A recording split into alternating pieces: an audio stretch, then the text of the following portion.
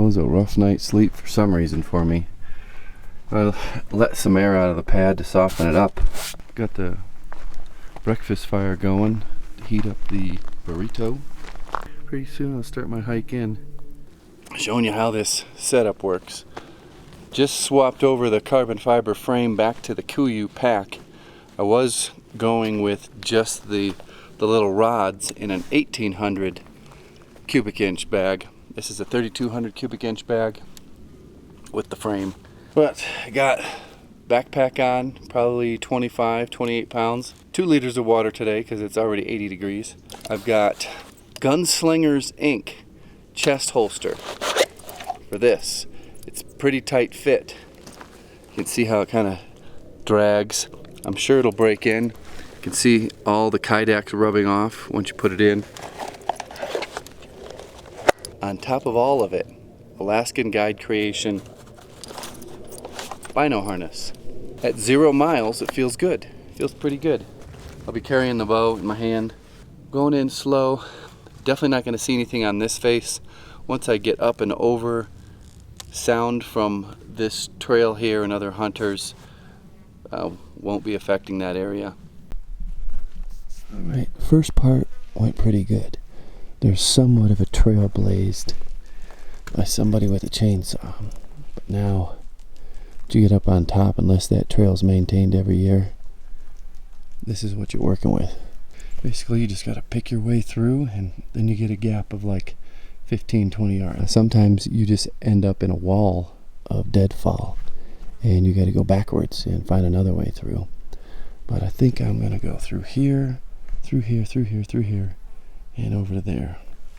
So I've got to ride this ridge line for another quarter mile before I head down over that side. Oh, tree stand's still there. Everything looks good. And I'm going to try to find a camera over here that I think I left here. There's a lot of old beds here. Still pretty green.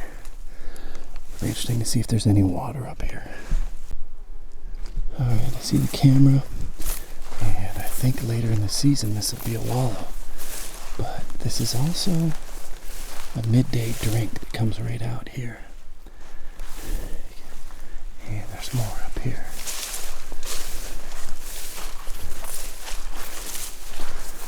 This one's a little more active. You can see the mud that's in there. It's September 2nd, so the wallowing and rutting activity really isn't that significant. So I'm going to swap these batteries and this SD card out and hop up in the tree stand.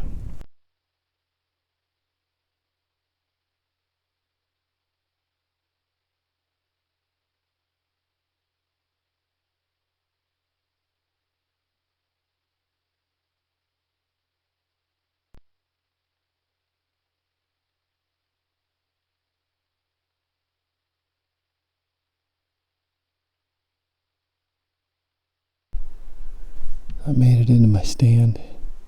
Been up here for a little bit, just relaxing. This is got shooting lanes out to there. This is overgrown a little bit, but it's fine for cover. I'm sitting down once I stand up. Got shooting lanes out this direction. Right out there. So I'm trying to find my way out of here in a different direction. It is so thick. I'm having to walk on logs. But it's supposed to only be 500 yards of this stuff. And then I'm home free. I don't know if that's good or bad. I'm trying to shave off basically a half a mile of hiking to get out. Right here is the edge of this wall of vegetation. I just came out through here, and then now look at it. So my path out is straight this way, right up this hill. That route I took out was super fast. I was able to make it to the road in 37 minutes, and I even stopped to make a phone call on this one little high knob where we got cell phone service. but there was still another third of a mile to walk back to the truck. The spot I was at is a midday sanctuary type spot for elk. It's surrounded by deadfall, not that far from roads, but it's just not that easy to get there. There's grass, there's water. I've had cameras in that meadow for 3 years now, maybe even longer. The last time I picked it up, it ran for an entire year. So I could see from like June all the way to June what the elk were doing. And they're never there in the evening or in the morning. It's always a midday thing where there's a giant herd of cows and calves just laying out there eating in the grass. Fall of 2020, there were bulls and cows in there. I've got them on camera right there just bugling away. So they make it there in September. It's not on their regular pathway. It's not like on their main routes. Really try not to scratch the truck up. Just giving a little update. 9:15. Still cruising the back roads. And man, these KC lights, where they're placed, are awesome. They don't light up the hood too much. I mean, there's a little bit of lit up area here, but man, it's like daylight out there. Let's give you a little bit of an idea of what I got myself into. I'm almost out. I've already come through here, and the trail just got a little too narrow for how much I want to pay in body damage. So I found a spot to turn around, and I'm heading out. That's what I get for not buying a Toyota Tacoma. I mean, I've already put my antenna down, but as soon as I get around here, I'm in the home stretch, camp spot up here.